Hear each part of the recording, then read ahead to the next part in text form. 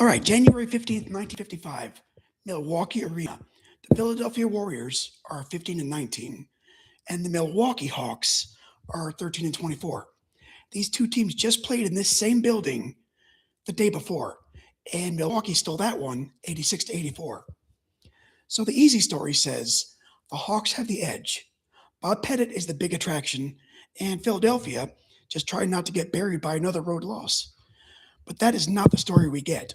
What we get instead is George Dempsey, still brand new to the NBA, walking into Milwaukee and dropping 21 points on 7 for 8 shooting, while the Warriors take the rematch 93 to 88. Now on the floor with Paul Arizin, Neil Johnston, Frank Selvey, and Bob Pettit, the day belongs to George Dempsey. Welcome back to the Warrior 100. I'm documenting one game per player until I reach 100. Today's player is George Dempsey, and today's idea is simple. Sometimes the old NBA survives in a memory because a superstar carried the night, but sometimes it survives because a working guard stole one winter afternoon from a future legend. This is Warrior 02, George Dempsey, January 15th, 1955. Philadelphia, 93, Milwaukee, 88.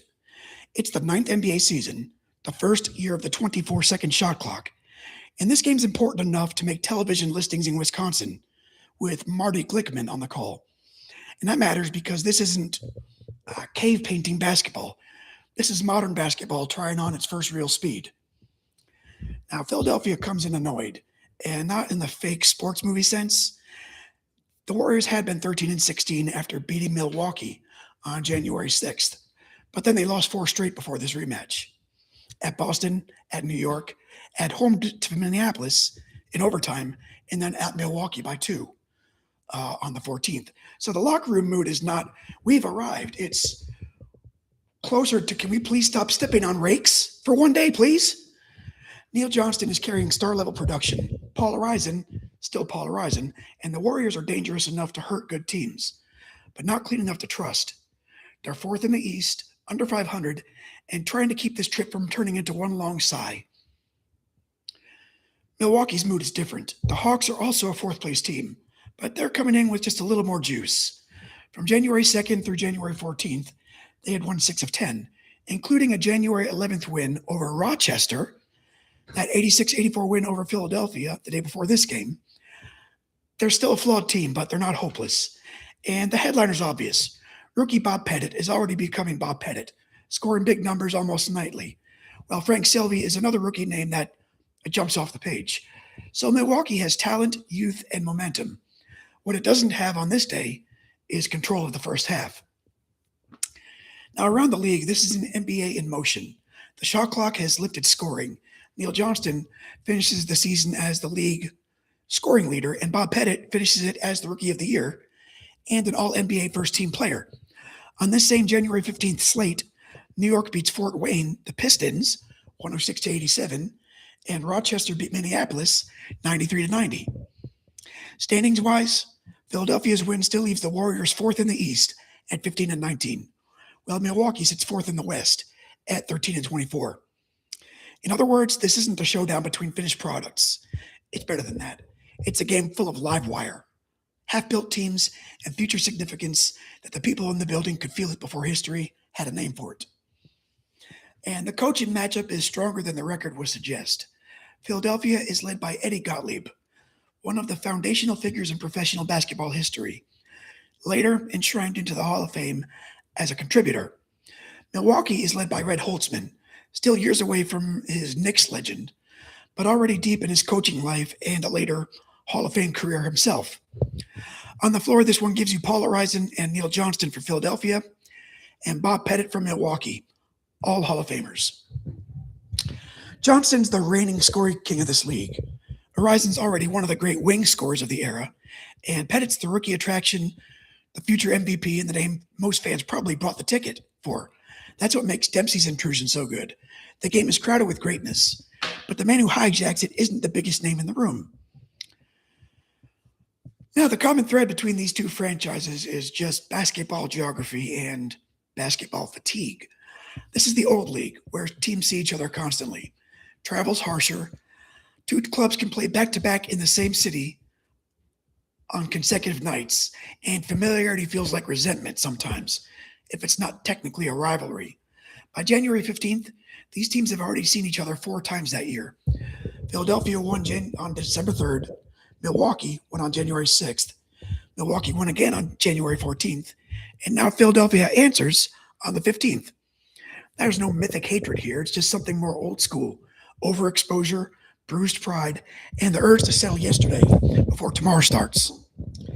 The favorite side quest here is that you're watching two franchises before they become the versions that modern fans think they know. The Milwaukee Hawks are in their final season in Milwaukee. After this year, they move to St. Louis.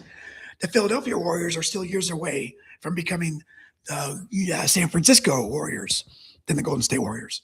So this game isn't just old, it's pre-map. It's basketball before the logos are settled. And because the game showed up in TV listings with projected lineups and Marty Glickman attached, you can feel the league trying to turn that unstable geography into a real broadcast product. This is the NBA before polish, but not before ambition. George Dempsey's almost too perfect for a series like this. He's born in Philadelphia, grew up in Merchantville, New Jersey, led Merchantville High School to a state title in 1947. Then he went to King's College, served in the Navy during the Korean War, and got drafted by the Philadelphia Warriors in 1951. But he didn't make his NBA debut until December 28th, 1954. So when this game happens, he's still basically introducing himself to the league.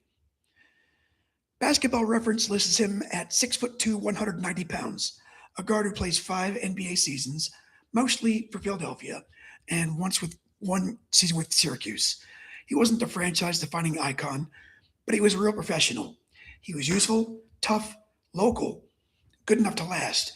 And that last part matters, because sports history gets warped when we only remember the Giants. George Dempsey, the kind of player who tells you what a real roster actually looks like. Now, for Dempsey, this game reads like a declaration without the speech. He's the local kid on the local franchise, barely into his NBA life, backing up better-known names, and now suddenly he's the most efficient scorer in the game. Not padding stats in garbage time, he's landing meaningful punches in a road game against a team that beat them 24 hours earlier. This is the kind of performance that says, hey, I belong here. Even if George Dempsey never becomes the face on the poster, he can walk back into that locker room and know he had a day that belonged entirely to him. Less than 3 weeks after his debut, that's enormous. So the shape of this game is clear even when the possession log isn't. Philadelphia jumps Milwaukee early, 31-25 after the first quarter, and then really breaks it open in the second, outscoring the Hawks 27-14.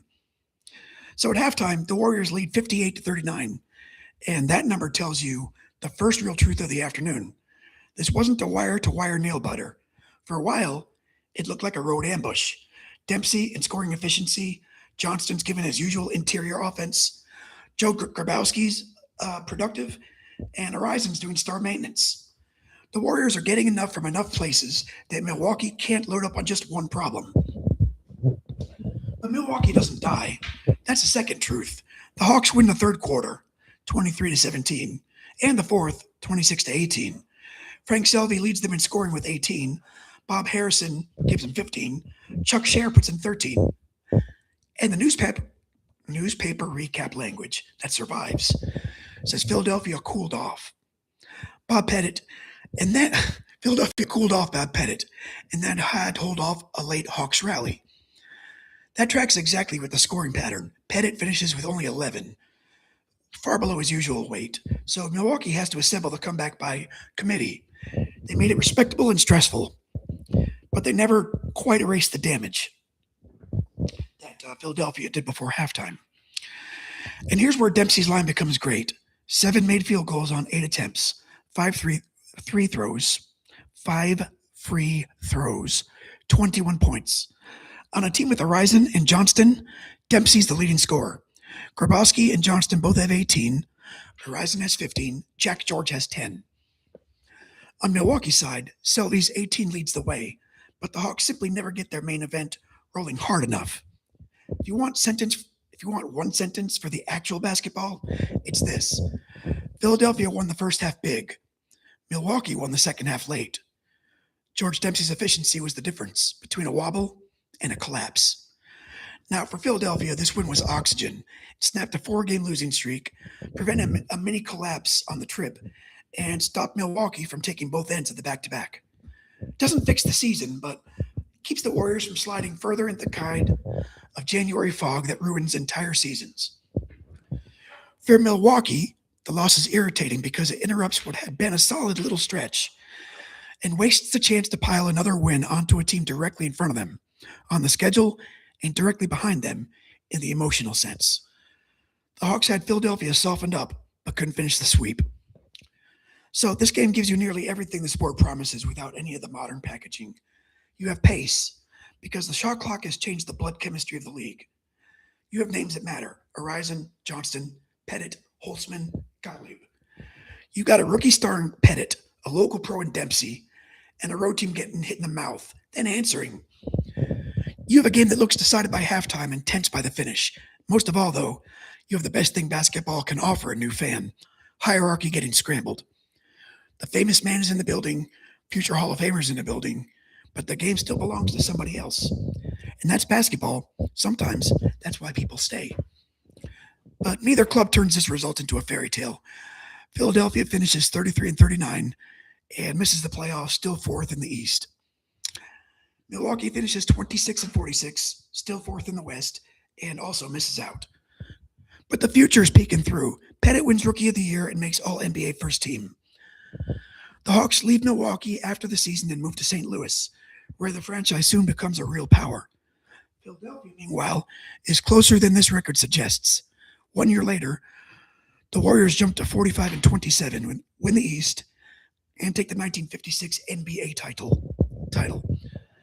So this January game sits in a weird and lovely place. Not a turning point for the standings, but a glance at futures still under construction. Dempsey stays in the league long enough to matter. He plays 4 seasons with Philadelphia, 1 with Syracuse, appears in 315 regular season games. He averages 5 points, 3.6 rebounds, and 2.3 dimes per game. He's part of Philadelphia's 1956 championship team. Now, after basketball, the obituary record says he worked for Roosevelt Paper Company for 47 years. He died in 2017 at the age of 88. And that's a good old player arc. A local kid, Navy service, pro career, title ring, a long working life, and a quiet legacy. Not everyone becomes mythology. Some guys become something sturdier than that. They're proof that the league was built by more than its statues. Next time we jump sports and decades. Astro 27, Terry Poole. October 12th, 1980. Different game, different city, completely different pressure. Winner take all pressure. The Astros and Phillies are going to the wall in Game 5 of the NLCS, with Poole hitting like a man trying to tear a hole in the series by himself. He finishes the NLCS at 526, and October 12th became one of the great heartbreak and chaos games in Houston baseball history. So today we leave a winter gym in Milwaukee. Next time, we walk into the Astrodome with the pennant on the line. So that was Warrior 02, George Dempsey, not the biggest name on the floor, just the best player in the building for one afternoon, which is more than enough reason to remember him. This is Warrior 100, and I'm documenting 1 game per player until I reach 100. Stay with me. We've got a long way to go. Thanks for watching. I'll see you next time.